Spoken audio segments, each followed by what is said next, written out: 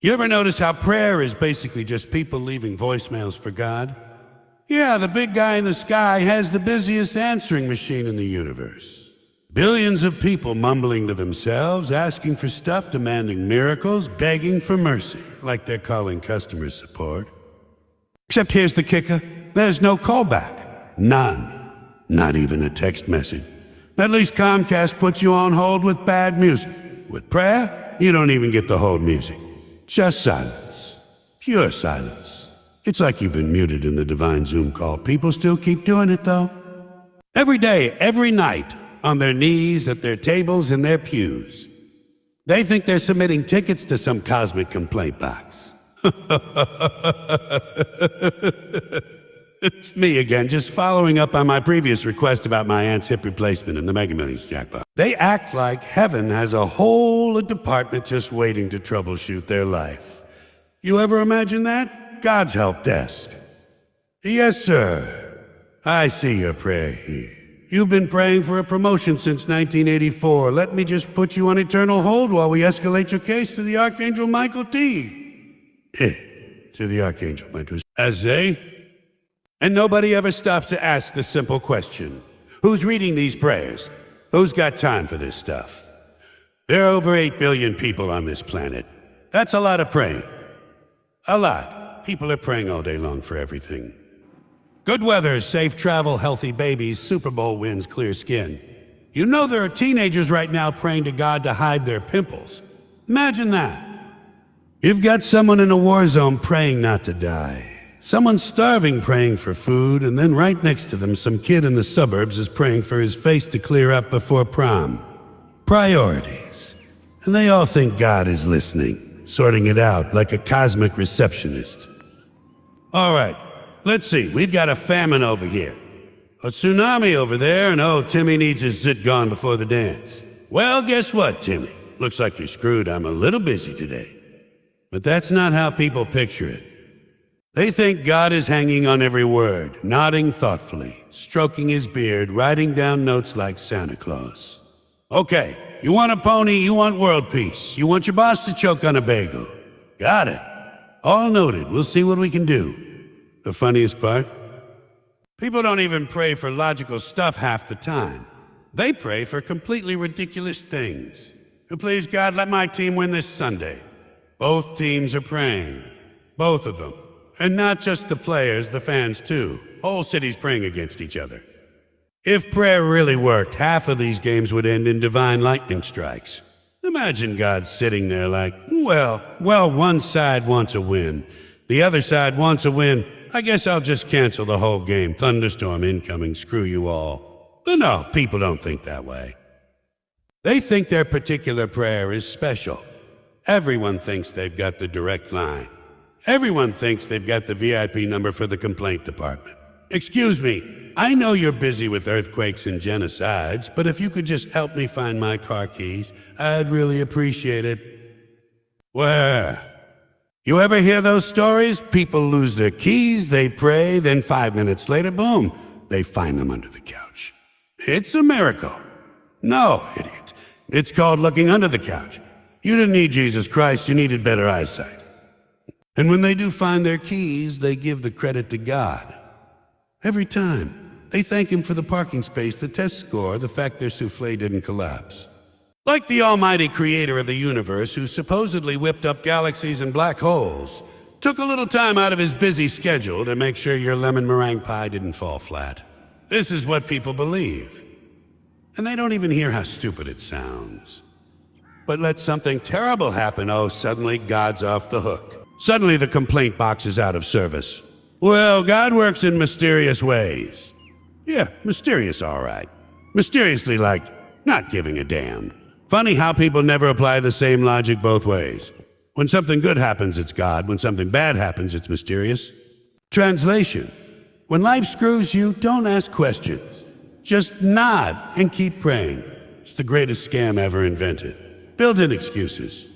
No refunds, no returns, all sales final.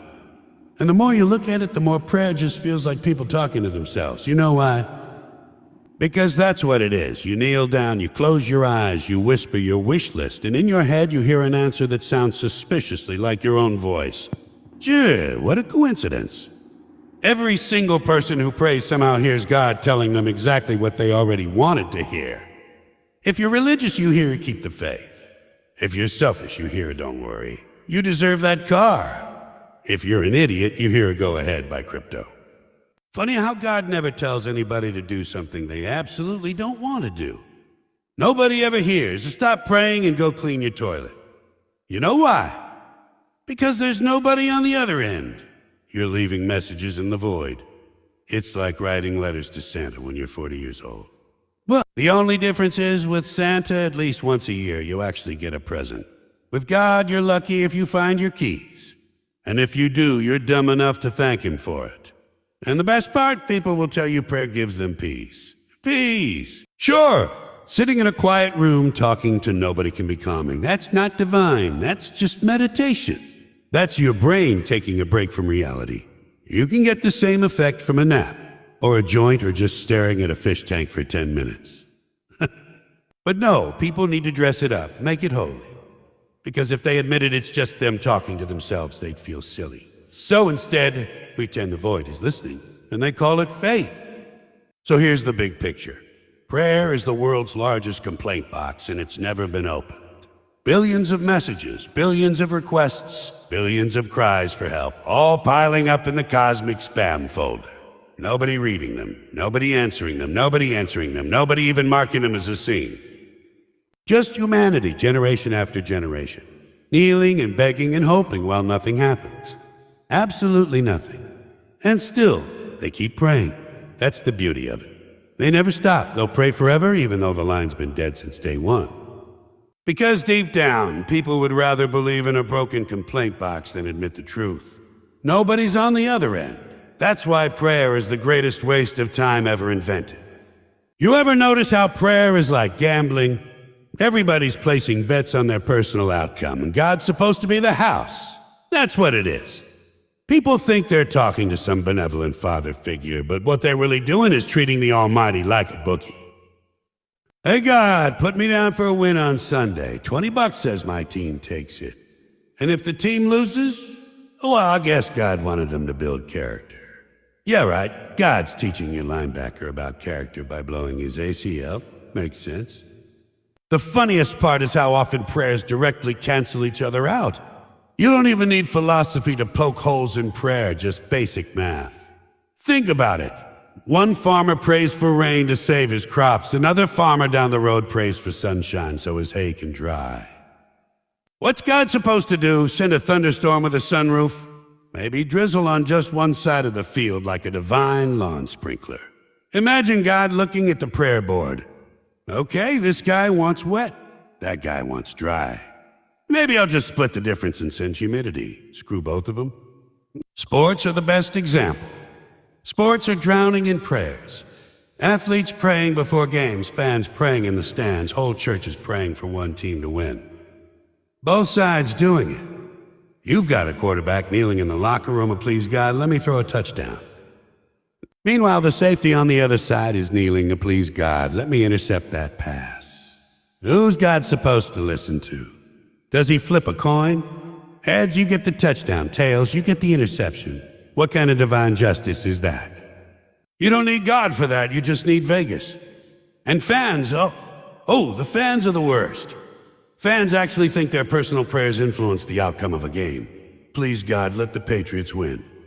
Like God is up there in heaven, orchestrating the entire universe. And he's gonna pause to fix your fantasy football bracket. Yeah, the Milky Way's collapsing. But hold on, this guy in Cleveland really needs the Browns to cover the spread. Priorities. And you know what's really funny?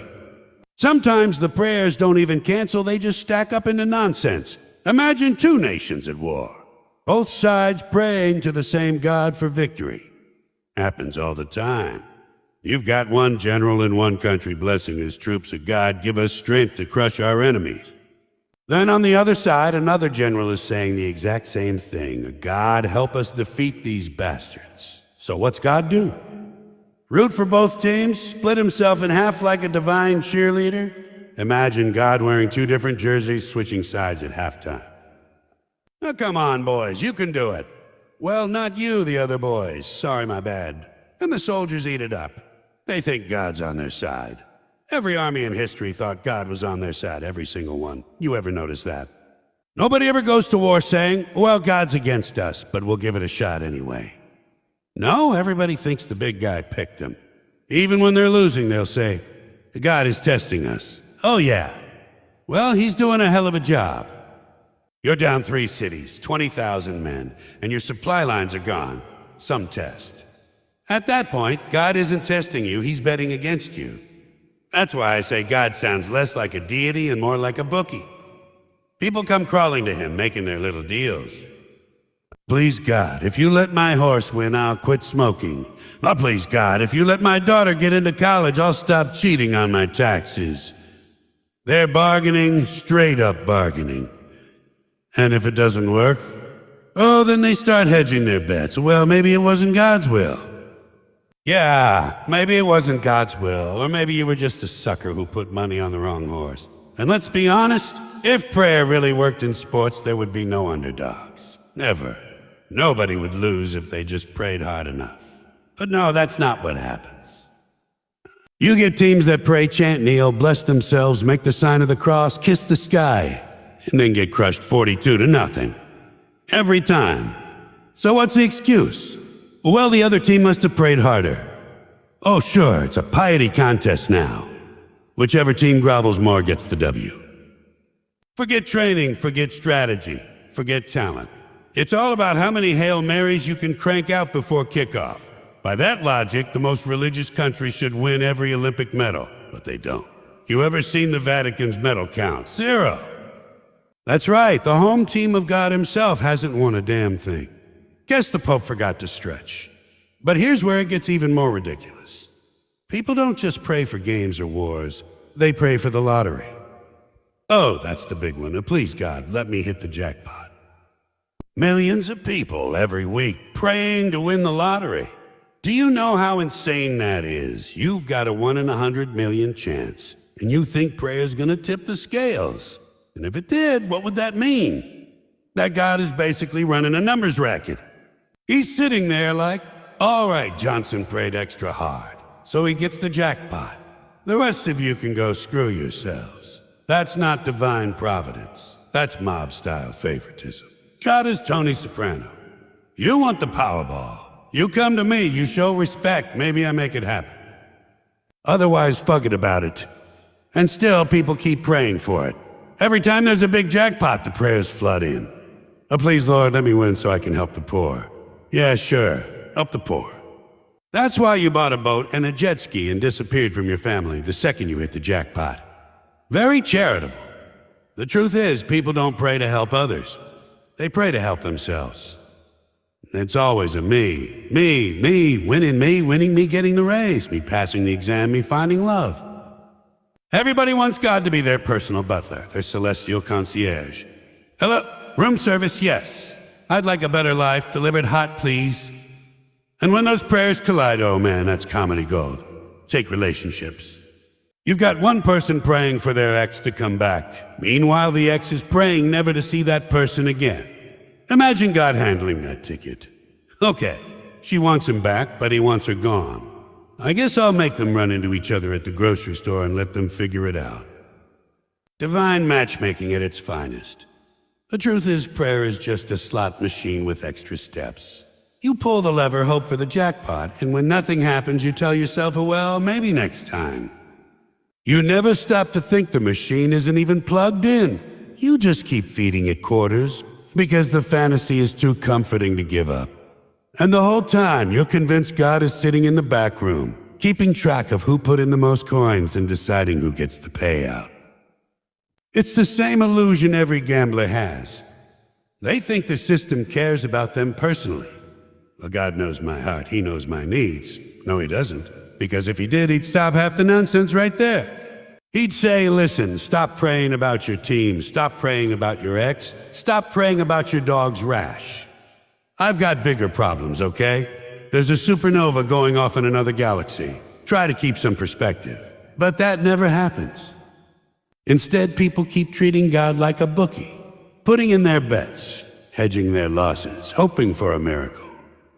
And after centuries, after thousands of years of this nonsense, you know what the record shows. Same as every casino in Vegas, the house always wins.